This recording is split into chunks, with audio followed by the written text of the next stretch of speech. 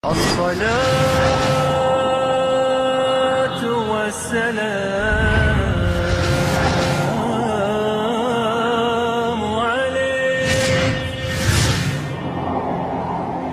عليك يا Bismillahirrahmanirrahim. Assalamualaikum warahmatullahi ta'ala wabarakatuh.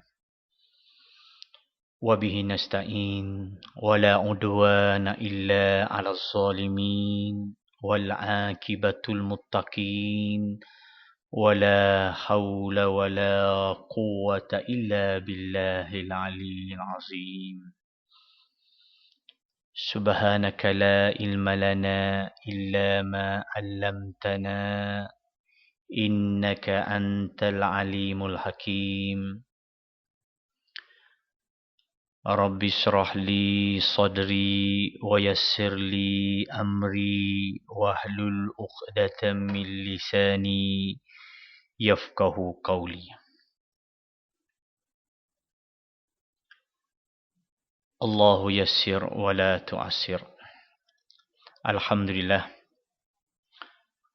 Alhamdulillah, marilah kita sama-sama panjatkan kesyukuran kita kehadirat Allah SWT kerana limpah kurnianya kepada kita yang tidak dapat kita nak menghitungkan. Alhamdulillah sekali lagi. Marilah kita sama-sama merenung di atas tajuk yang saya ingin membincangkan pada petang ini, iaitu pembangunan modal insan. Pembangunan modal insan. Yang dimaksudkan pembangunan modal insan ialah pembangunan iaitu untuk menghasilkan. Modal adalah tun ataupun moda kita nak negotam. Insan adalah kalimah daripada bahasa Arab, maksudnya manusia. Jadi bagaimana kita nak menghasilkan modal yang kita ada tu mengikut ajaran Islam. Adakah 24 jam, cuba kita tanya diri kita, 24 jam kita cukup tak modal kita untuk kita nak sapa kepada akhirat? Sedia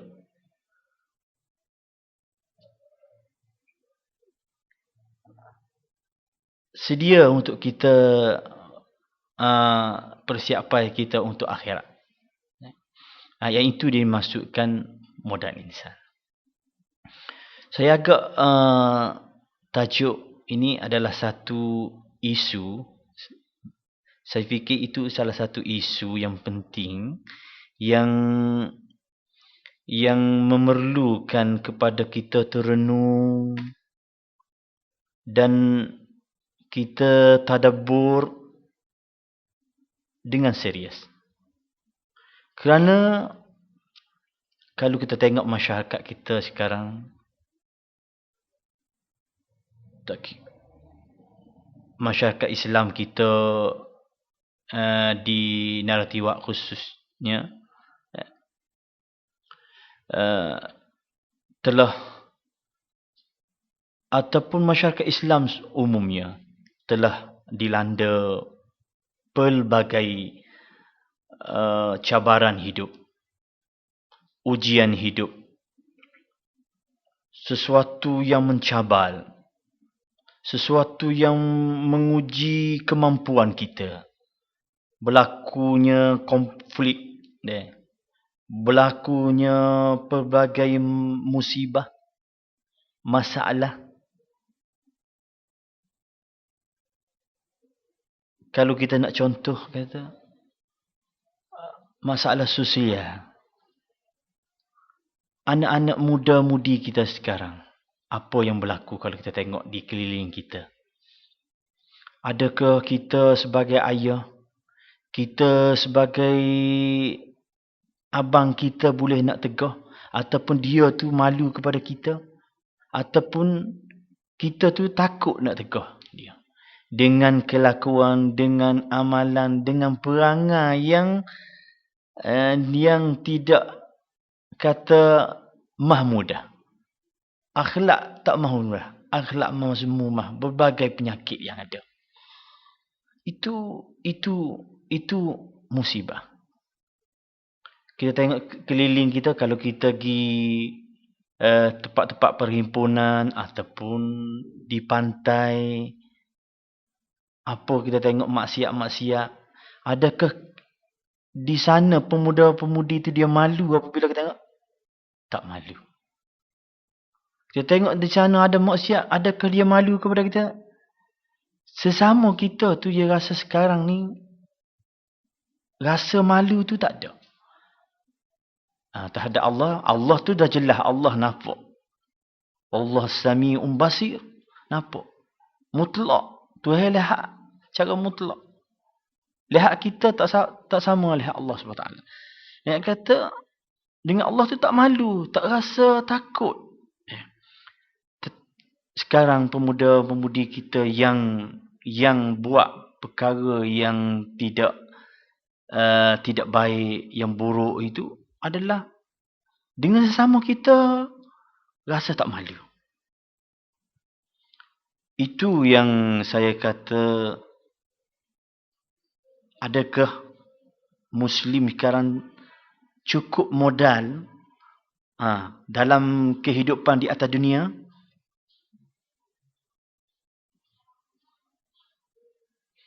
Kadang-kadang kita tengok benda tu daripada diri sendiri ataupun dihasut oleh syaitan. Sebab modal yang ada di diri dia tu tak kuat, tak cukup, tidak dididikkan. Semua pelbagai cabaran hidup itu kadang-kadang kita tengok susah. Sukar untuk kita nak menyelesaikan masalah yang macam ni. Para pendengar radio AIA SPNU yang dirahmati Allah Subhanahu wa taala, Islam telah mengajar betapa pentingnya hari esok, masa depan, masa hadapan. Sebagaimana Allah Subhanahu wa taala menyebut dalam ayat Quranul Karim, A'udzubillahi minasyaitonir rajim. Ya ayyuhallazina amanu taqullaha Ya ayyuhallazina amanu taqullaha wal tanzur nafsum ma qaddamat lighadin wattaqullaha innallaha khabirum bima ta'malun. Wahai orang-orang yang beriman, bertakwalah kepada Allah dan hendaklah setiap diri memperhatikan apa yang telah diperbuatkan untuk hari esok, hari akhirat. Dan bertakwalah kepada Allah Subhanahu wa ta'ala. Sesungguhnya Allah Maha mengetahui apa yang kamu kerjakan. Alhamdulillah, Islam telah mengajar betapa pentingnya hari esok, masa depan. Dan ulama Islam dituntut untuk memikir bagaimana masa hadapan dan cara keedah untuk menghadapi cabaran-cabaran zaman yang semakin hari semakin terasa mencabar dalam kehidupan umat manusia, termasuk di kalangan umat Islam kita di sini.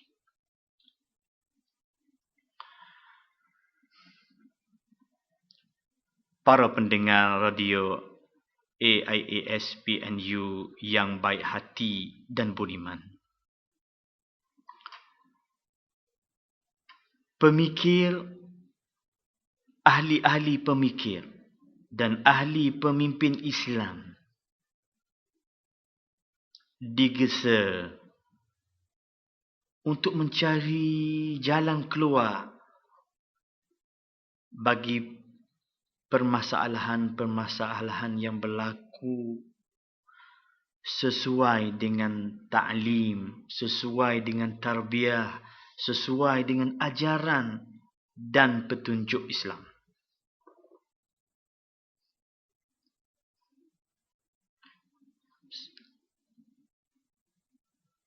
Tidak lain tidak bukan supaya pendekatan tersebut dapat memuaskan jiwa dan menenangkan perasaan dan mendapat hidayah serta bimbingan daripada Allah Subhanahu wa taala. Allah berfirman dalam Al-Quran Al-Karim, A'udzu billahi minasyaitonir rajim. Huwa alladhi ba'atha fi ummiyina rasulan minhum yatlu 'alaihim ayatihi wa yuzakkihim wa yu'allimuhumul kitaba wal hikmata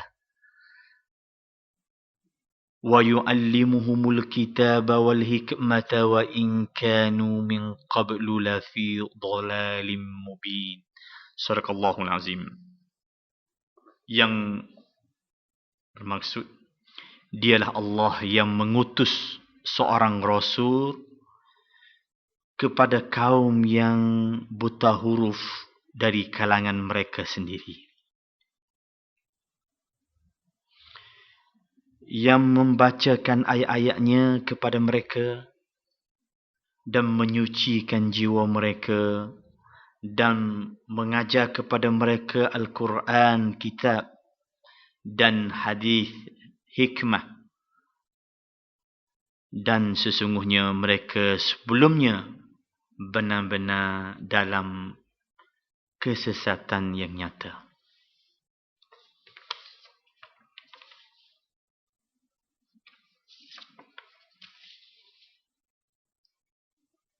Di sini kita ada untuk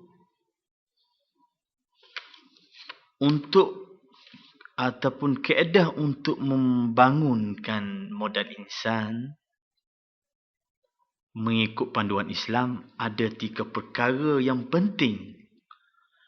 3 perkara yang penting perlu fokus memerhati 3 perkara ini. Pertama, akidah. Dari segi akidah. Yang kedua dari segi akhlak. Yang ketiga dari segi iman dan muamalah.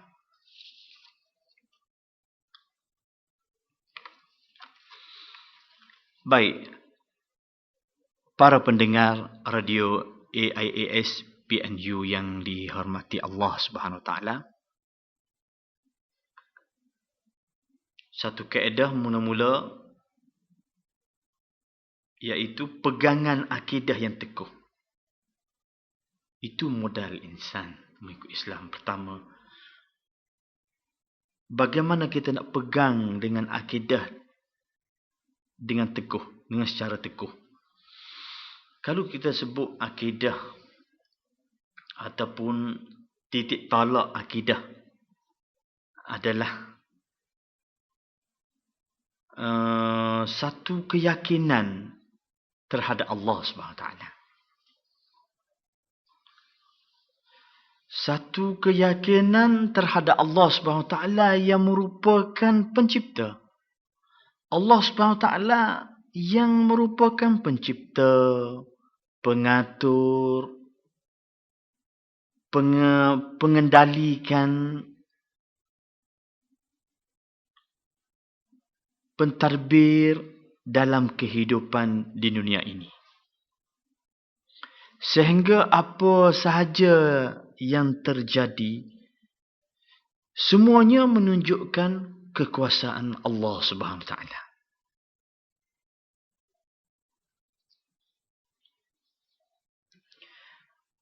Kebesaran Allah Subhanahu Wa Taala dalam teori ilmu tauhid diajar tiga komponen keyakinan berkaitan dengan akidah keesaan Allah Subhanahu Wa Taala. Kerana ilmu tauhid, ilmu yang bicara tentang keesaan Allah Subhanahu Wa Taala. Akidah yang teguh kena yakin terhadap Allah Subhanahu Wa Taala. Dan keyakinan yang berkait dengan akidah keesaan Allah SWT, iaitu satu, tauhid al-zat wa as-sifat.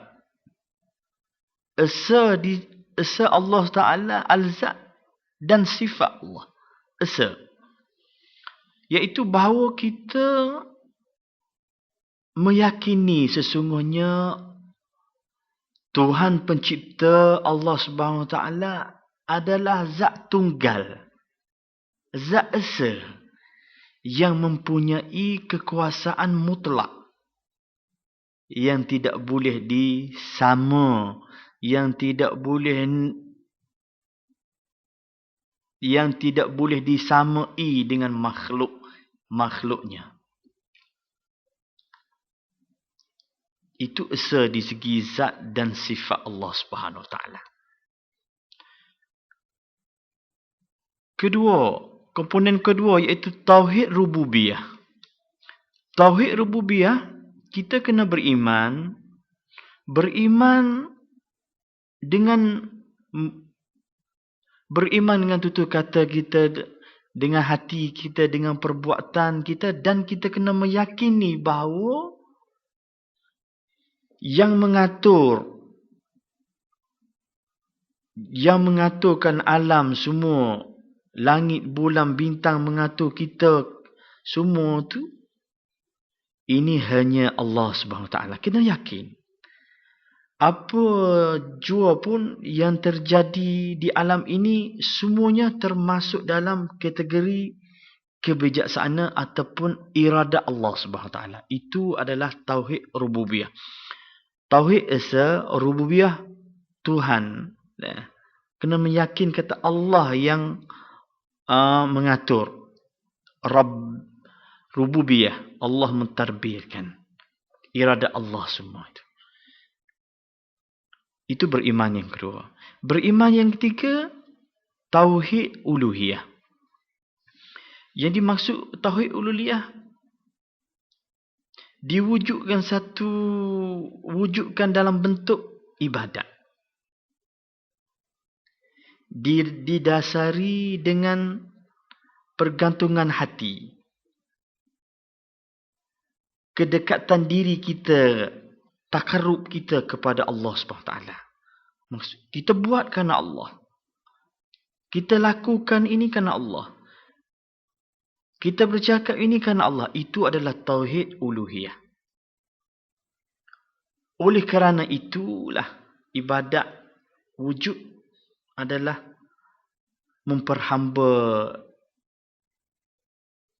memperhamba diri ataupun ta'ubudiyah, mestilah disesuaikan dengan tuntutan Islam. Tiga-tiga komponen, tiga-tiga tauhid daripada tauhid az-zat wa sifat, tauhid ar-rububiyah, tauhid uluhiyah. Tiga-tiga komponen ini adalah kita beriman, bukan sekadar beriman dengan mulut, dengan perbuatan, dengan hati kita, tapi kita kena yakin, kena yakin. Itu masuk dalam tahap kata kita, akidah kita teguh. Kita yakin, terasa. yakin diri kita, mestilah kita boleh menjadikan tauhid tiga-tiga tu boleh memotifkan atau memotivasikan dalam rangka melaksanakan tugas kita, iaitu tugas ubudiyah. Kita dilahirkan di dunia untuk memperhamba diri kepada Allah Ta'ala pertama. Yang kedua, tugas yang kedua untuk kita mengkhalifah ataupun memakmurkan hidup di dunia. Kita dah jelas hidup kita di atas dunia dijadi untuk dua tugas. Satu tugas abudiyah, iaitu perhambaan, iaitu seperti mana ayat Allah, wa ma khalaqtul jinna wal insa illa liya'budun. Kami tidak jadikan jin dan manusia melainkan ya'budu, melainkan beribadat. Ubudiyah, perhambaan. Yang kedua, tugas kekhalifahan ataupun memakmur hidup di dunia. Seperti mana ayat Allah SWT kata, inni ja'ilun fil ardi khalifah. Allah jadikan kita di muka bumi untuk jadi khalifah, memakmur dunia ini. Dua-dua tugas ini, kita menjadikan dua-dua tugas yang ada itu, kita gunakanlah tauhid sebagai motivasi kita, semangat kita nak menjalankan tugas. Sebab kita tahu kita tugas kita berperanan dalam dua tugas atas dunia. Dan kita ambillah kaedah-kaedah tauhid az-zat wa sifat, tauhid rububiyah. Allah mencipta semua. Kita ibadat, kita laku, kita jalan kaki, kita cakap tu kerana Allah. Allah duk tengok kita, duk lihat kita.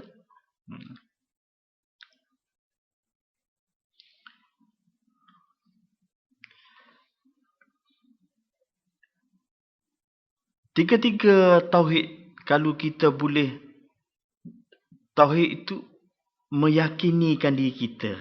Kita meyakini diri kita dengan tauhid tiga, menggabungkan tugas-tugas kita dua perkara untuk ubudiyah dan untuk menjadi makmur di khalifah di bumi ini bagi setiap orang Muslim. Inilah untuk nak membentuk umat Islam ke arah dan matlamat kehidupan yang sentiasa berada dalam jalan al-mustaqim, siratul mustaqim.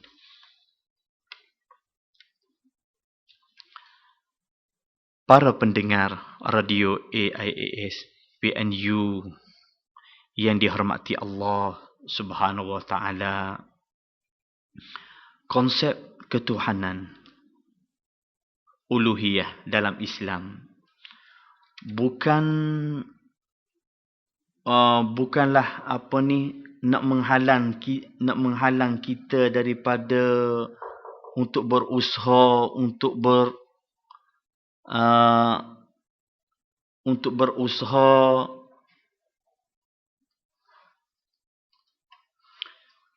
konsep ketuhanan uluhiyah dalam Islam bukanlah penghalang, bukan nak menyekat, bukan nak menghalang kita untuk berusaha dan berikhtiar secara berkeras, bekerja secara keras. Akan tetapi konsep ketuhanan uluhiyah mengandungi maksud kita berusaha keras dengan segala kemudahan yang sedia ada di dunia, dengan keyakinan dan ada harapan semoga usaha kita yang keras itu mendapat keredaan Allah, mendapat kebimbingan daripada Allah SWT. Dan kita meletakkan kejayaan itu sebagai anugerah daripada Allah SWT. Adapun kegagalan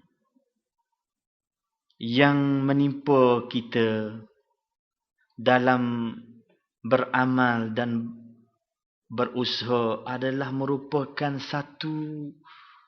satu kejayaan yang tertunda.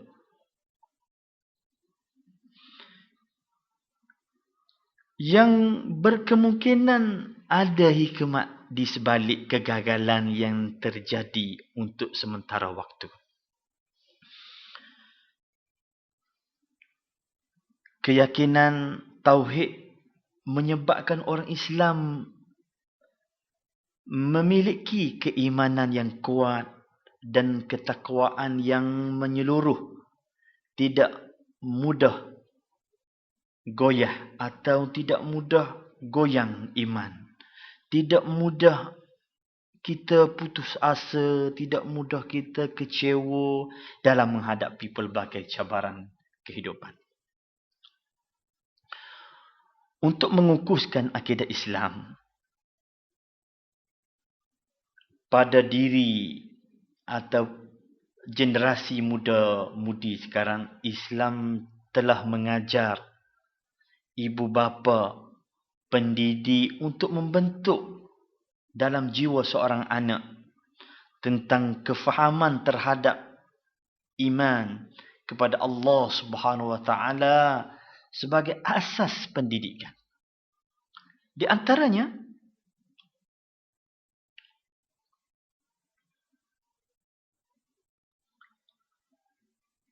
ada beberapa tahapan pendidik yang mesti dilalui. Di antaranya, satu, kita membuka jiwa anak dengan kalimah tauhid. La ilaha illallah Muhammadur Rasulullah, tiada Tuhan melainkan Allah dan Muhammad pesuruh Allah. Kedua, kita boleh menanam kefahaman kepada mereka tentang perkara ini halal, perkara ini haram dalam Islam. Ketika kita boleh memerintah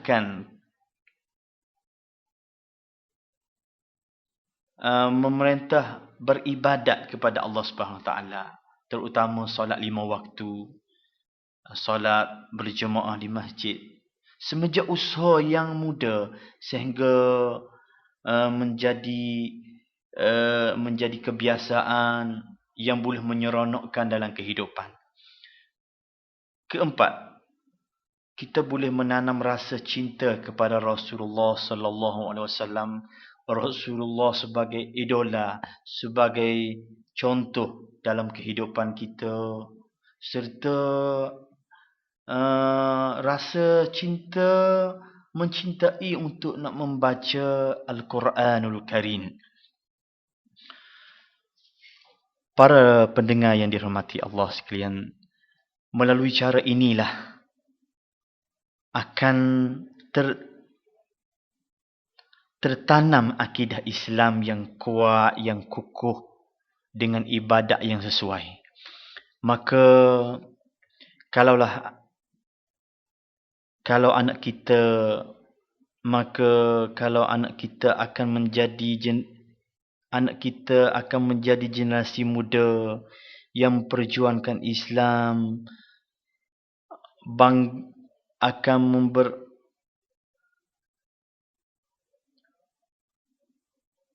kemuliaan Nabi sallallahu alaihi wasallam, sehingga tidak mudah terpesong ataupun tidak mudah tergoyang iman, terpengaruh dengan budaya-budaya persekitaran.